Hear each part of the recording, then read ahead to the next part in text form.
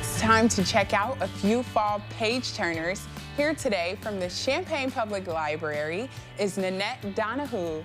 Welcome, Annette. Hi, nice to be here. Same. I must ask you, because you join the show frequently, what is your favorite thing about working at the Champaign Public Library?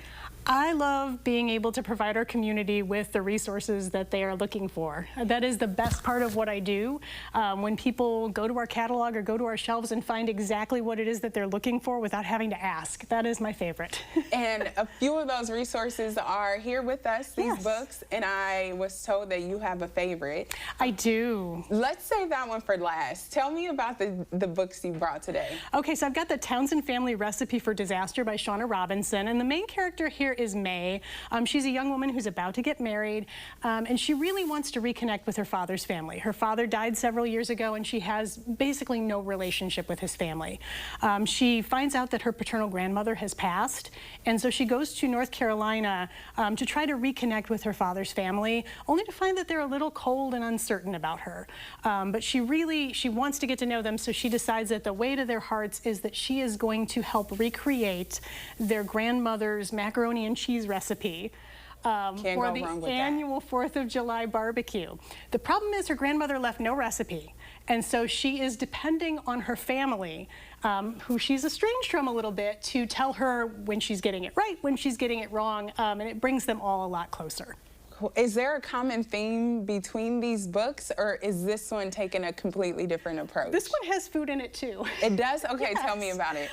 This is A Taste for More by Phyllis R. Dixon, and it's about Margot Dupree, who is a woman who's born in rural Mississippi in the 1940s, and she has always wanted a better life. Her family has been trapped in a cycle of poverty. It's the Jim Crow South, so it's a very difficult time to live there. What I love about this book, it reminded me a lot of Terry McMillan, because it's about Margot's whole life, her family, her relationships, her professional life, just everything about her, and it covers 4 decades of her life as she moves north and really tries to make a better life for herself. So do you read all of these books, or do you just inform yourself enough to be able to share? I have read all of these books. What? I have read all of these books. But I hear this one is your favorite. I just finished that book this weekend, and I was not originally planning to bring that one, but I loved it so much that I wanted to share it. It's called By the Fire We Carry. It's by Rebecca Nagel, who is a Native American journalist based out of Oklahoma. And this is a book about Native American land rights, which I know does not sound very interesting or fascinating, but it is absolutely not a dry book at all. The book starts with a murder. The murder is basically an open and shut case. The issue is the perpetrator has been sentenced to death. And so it starts off this chain of appeals that goes all the way to the Supreme Court. The case becomes more than a death penalty case. It becomes a case about land rights, because if the murder was committed on reservation land, then the state of Oklahoma does not have jurisdiction to sentence the perpetrator to death.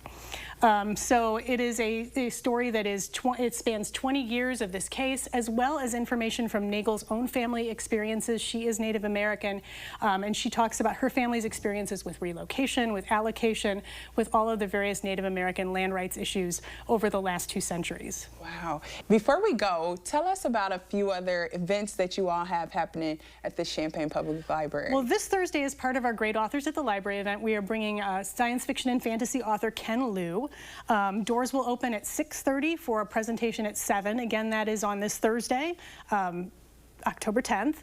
And it's going to be a great event. He is a fantastic speaker. We will have books available for signing afterwards. It's going to be a great night. We also have this week the Friends tag bag, or it's not the tag bag sale, it's the half price sale. It's the second week of every month for our Friends members. Friends Shop is open Wednesday through Sunday, 1 through 4 p.m. It's on the lower level of the library. If you're not a Friends member, but you'd like to participate in the sale, you can join for $10. You can join at checkout. And they have these sales every month. So proceeds support the library.